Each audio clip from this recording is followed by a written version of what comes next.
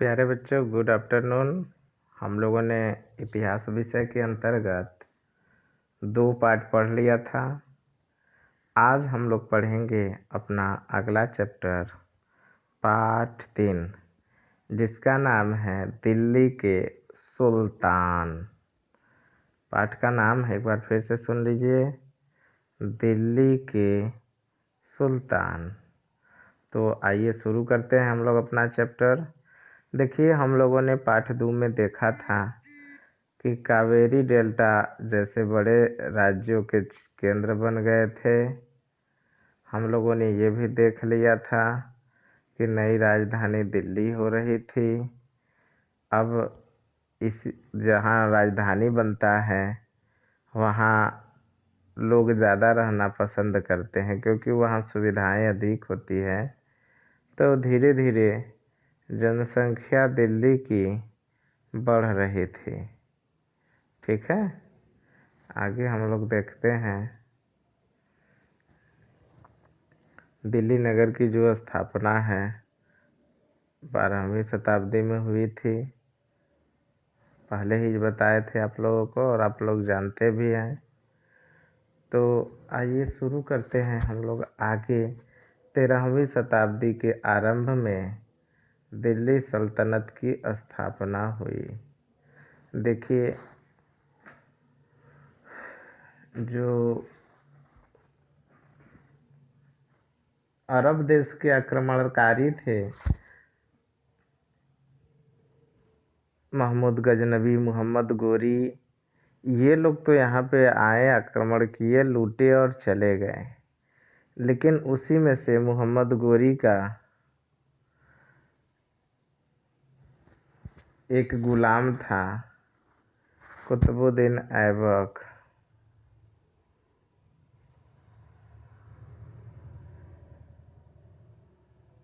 जब मोहम्मद गोरी की मृत्यु हुई तो वो दिल्ली पर अपना कब्जा जमा लिया और वहीं से शासन करने लगा। लेकिन सबसे बड़ी बात यह है, उसने अपने नाम के न सिक्के जारी करवाए और न ही अपने आप को सुल्तान घोषित किया। देखिए, है क्या, जो हिंदू धर्म में जो लोग राज करते थे उन्हें राजा सम्राट कहा जाता था। लेकिन मुसलमानों में जो लोग शासन करते थे 13वीं शताब्दी में दिल्ली से, उनको सुल्तान कहा जाने लगा। क्या कहा जाने लगा? सुल्तान। तो मोहम्मद गोरी के बाद जो उसका गुलाम था कुतुबुद्दीन ऐबक, उसने दिल्ली की सत्ता अपने हाथ में ले ली मोहम्मद गोरी की मृत्यु के बाद, और वहाँ से शासन करने लगा।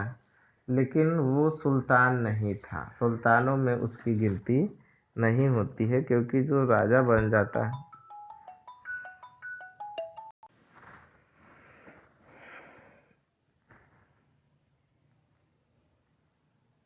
अब देखिए, इसी तरह दिल्ली में बहुत सारे सुल्तानों ने शासन किया। उनको हम लोग आगे देखते हैं क्रम से। सबसे पहले दिल्ली जो नगर था उसकी स्थापना तोमर वंश के राजपूतों ने किया था, और कहें तो तोमर नरेश अनंगपाल, यानी वहाँ का एक शासक था अनंगपाल, उसी ने दिल्ली की स्थापना की थी, और जिसका समय 1130 से 1145 तक था। फिर अनंगपाल के बाद चौहान वंश ने दिल्ली, अजमेर, इन सब क्षेत्रों पर शासन किया। अब चौहानों में पृथ्वीराज चौहान या पृथ्वीराज जिसको कहा जाता है, लास्ट शासक वही था। इसी को 1192 में तराइन के दूसरे युद्ध में पृथ्वीराज चौहान को मोहम्मद गोरी ने परास्त कर दिया, और उसके बाद दिल्ली के क्षेत्र पर अपना शासन स्थापित किया। फिर उसके बाद ऐबक, अभी हम बताएं, ऐबक ने शासन किया। उसके शमसुद्दीन इल्तुतमिश, फिर उसके बाद इल्तुतमिश की पुत्री रजिया। ये देखिए सबसे इम्पॉर्टेंट है, ये महिला थी और महिलाओं को शासन करने का अधिकार उस समय नहीं था, लेकिन फिर भी उसने शासन किया था 4 साल। अब उसके बाद बलबन ने षड्यंत्र करके रजिया को हटा दिया। फिर इस तरह गुलाम वंश का शासन समाप्त हुआ और उसके बाद खिलजी वंश दिल्ली की सल्तनत पे बैठा, गद्दी पे बैठा। इसका समय जो था 1290 से 1320 ईस्वी तक। अब खिलजी वंश में जलालुद्दीन खिलजी और उसका भतीजा था अलाउद्दीन खिलजी।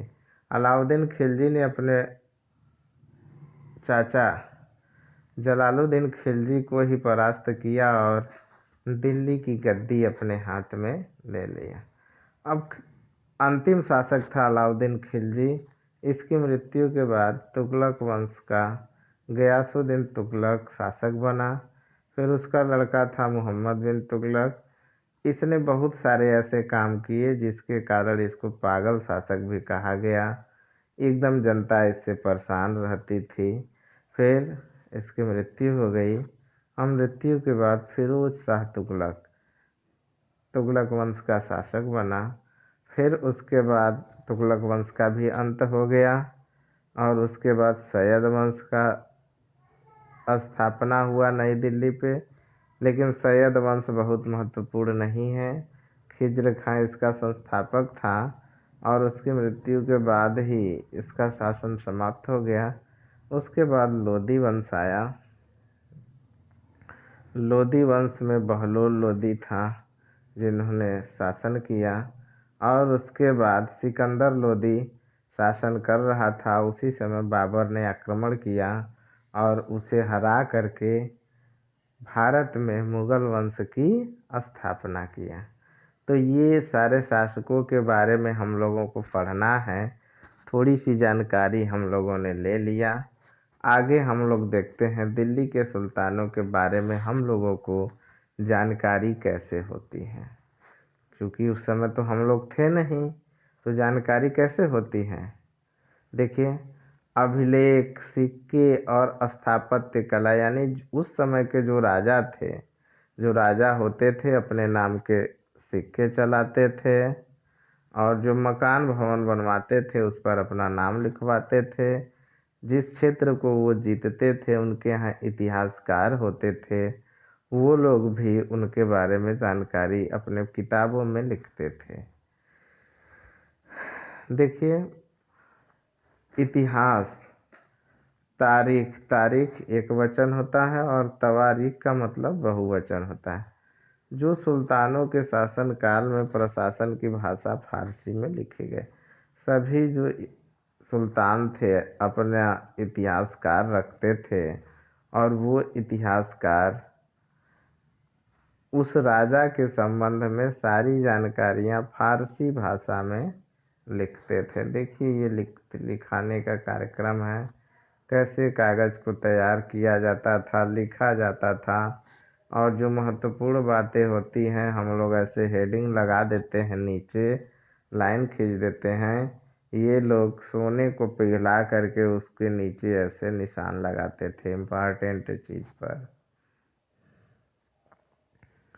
देखिए, कागज़ तैयार करने का चरण, पांडुलिपियों को तैयार करने का चरण देख लेते हैं। सबसे पहला काम होता था कागज़ को तैयार करना, फिर लिखना, फिर महत्वपूर्ण शब्दों और अनुच्छेदों को ध्यान की ओर ध्यान आकर्षित करने के लिए सोने को पिघलाकर उसका प्रयोग करना और लास्ट में जिल्द चढ़ाना। ये जो पांडुलिपियाँ लिखी जाती थी उसका तरीका था। देखिए, तवारीख अभी बहुवचन है, इसका जो तवारीख होता था उसको सचिव, प्रशासक, कवि और दरबारी जैसे सुशिक्षित व्यक्ति होते थे जो घटनाओं का वर्णन भी करते थे और अपने शासकों को प्रशासन संबंधी सलाह भी देते थे। वे न्याय संगत शासक के महत्वपूर्ण बल देते थे। देखिए, न्याय क्या होता था। 13वीं सदी के इतिहासकार फ़क्र ए मुदब्बिर, एक लेखक का नाम है फ़क्र ए मुदब्बिर ने लिखा है कि उस समय न्याय कैसे मिलता था या न्याय वास्तव में होता क्या था, इसको बताया है। देखिए, राजा का काम सैनिकों के बिना नहीं चल सकता, इसलिए उसको सैनिक रखना ही पड़ेगा।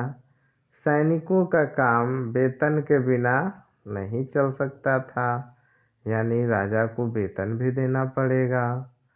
वेतन आता है किसानों से एकत्रित किए गए राजस्व से, कि उस समय फैक्ट्रियां वगैरह नहीं थी, ठीक है।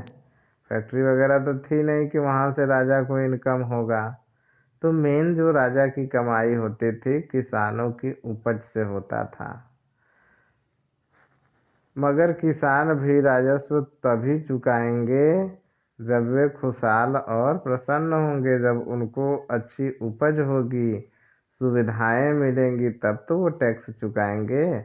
ऐसा तभी हो सकता था जब राजा न्याय और ईमानदारी को बढ़ावा दे। जब कुल राजा लूट लेगा तो जनता खुश कहाँ से होगी। जब जनता खुश नहीं होगी, उसकी कमाई नहीं होगी किसानों की, तो वो टैक्स कहाँ से देंगे। इसका मतलब दिक्कत होगा और न्याय नहीं हो पाएगा। तो फ़क्र मुदब्बिर ने ये बात कही थी। क्या आपको लगता है कि न्याय चक्र राजा और प्रजा के बीच के संबंध को समझने के लिए उपयुक्त है? लगभग लगभग इसमें ये बातें कही गई हैं कि सब लोग अपना काम अगर मेहनत से और ईमानदारी से करेगा तो सबको न्याय मिलेगा। आगे देखते हैं।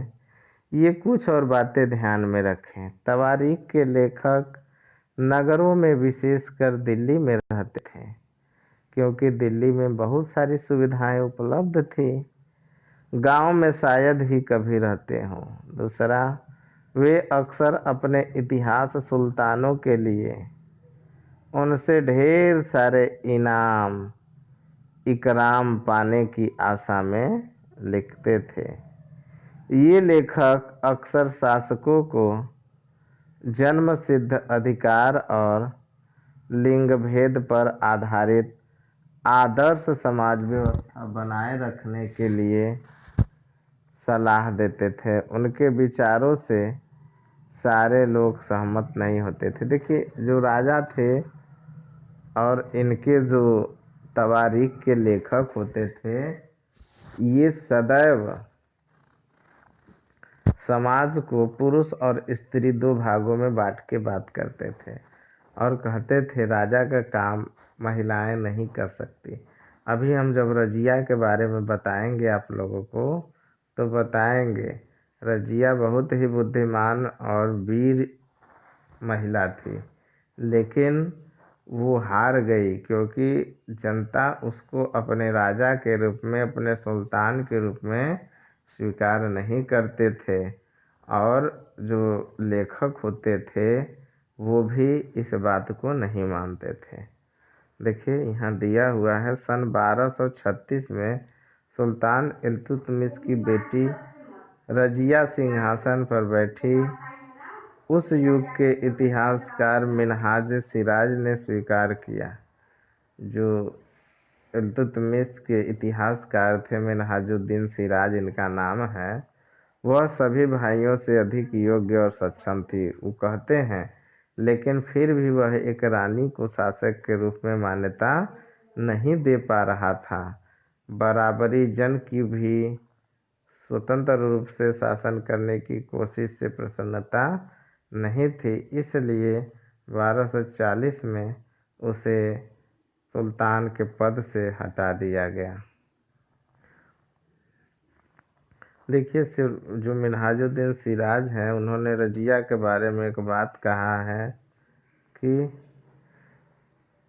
ईश्वर ने जो आदर्श समाज व्यवस्था बनाई है उसके अनुसार स्त्रियों को पुरुषों के अधीन होना चाहिए, यानी महिलाएं पुरुषों की गुलाम होनी चाहिए। जो पुरुष कहें उसी को महिलाओं को करना चाहिए। ये उस समय के, यानी 13वीं शताब्दी की जो सामाजिक व्यवस्था थी उसकी ये मान्यता थी।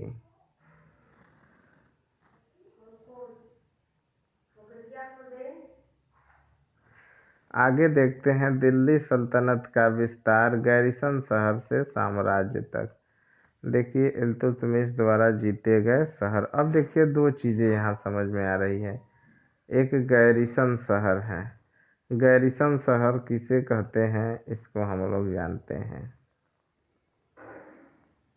देखिए दो प्रकार के शहर है, एक भीतरी प्रदेश, दूसरा गैरिसन शहर।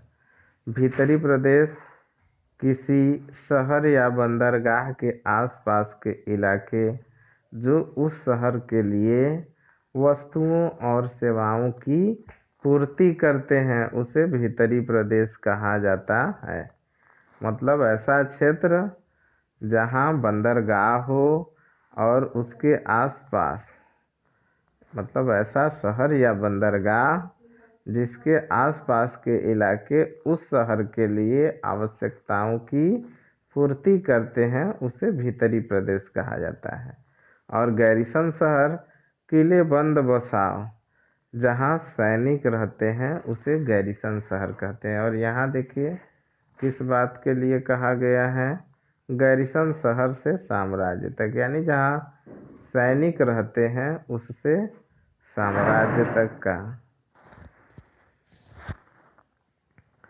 देखिए 13वीं शताब्दी के आरंभिक वर्षों में दिल्ली के सुल्तानों का शासन गैरिसनों संरक्षक सैनिकों की टुकड़ियों के निवास के लिए बने मजबूत किलेबंद शहरों से परे ही कभी फैला हो।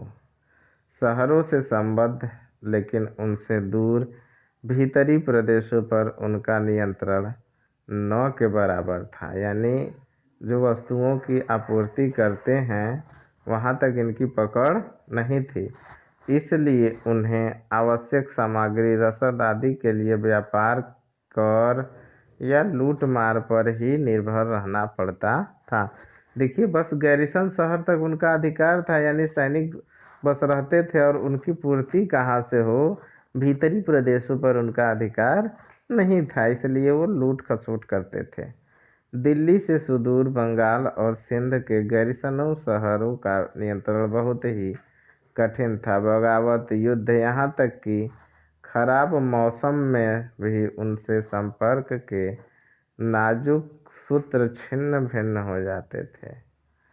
शासन को अफगानिस्तान से आने वाले हमलावरों और उन सूबेदारों से बराबर चुनौती मिलती रहती थी जो जरा सी कमजोरी का आभास मिलने पर ही विद्रोह का झंडा खड़ा कर देते थे। इन चुनौतियों के चलते सल्तनत बड़ी मुश्किल से किसी तरह अपने आप को बचाए हुए थी।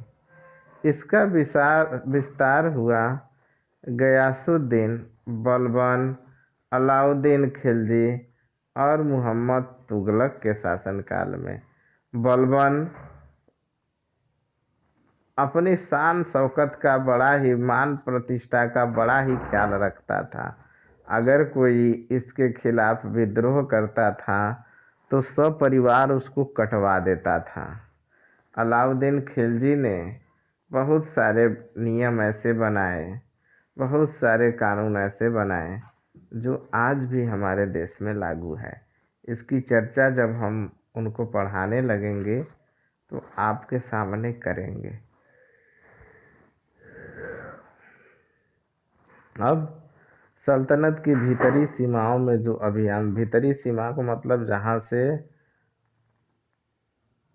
शहरों और बंदरगाहों के आसपास को के लोगों को खाने जीने के लिए जो वस्तुएं की पूर्ति होती थी उसे भीतरी सीमा कहा जाता है। तो सल्तनत की भीतरी सीमाओं में जो अभियान चले उनका लक्ष्य था गैरिसन शहरों की पृष्ठभूमि में स्थित भीतरी क्षेत्रों की स्थिति को मजबूत करना। इन अभियानों के दौरान गंगा यमुना के दोआब से जंगलों को साफ कर दिया गया और शिकारी, संग्राहकों तथा चरवाहों को उनके पर्यावास से खदेड़ दिया गया। यह जमीन किसानों को दे दी गई और कृषि कार्य को प्रोत्साहन दिया गया। व्यापार मार्गों की सुरक्षा और क्षेत्रीय व्यापार की उन्नति की खातिर नए किलों और शहर बना दिए गए।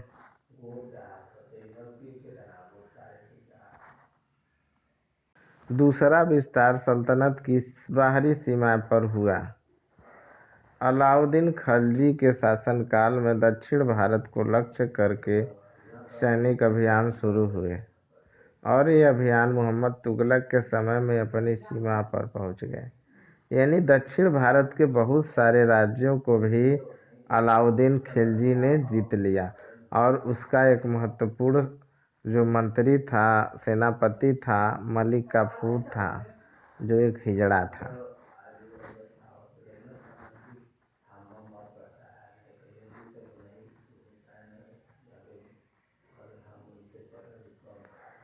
दिल्ली सल्तनत की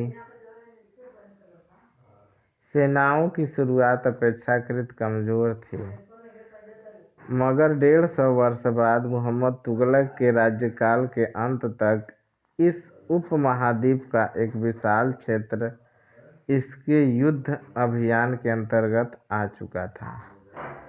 इसने शत्रुओं की सेनाओं को परास्त किया और शहरों पर कब्जा किया।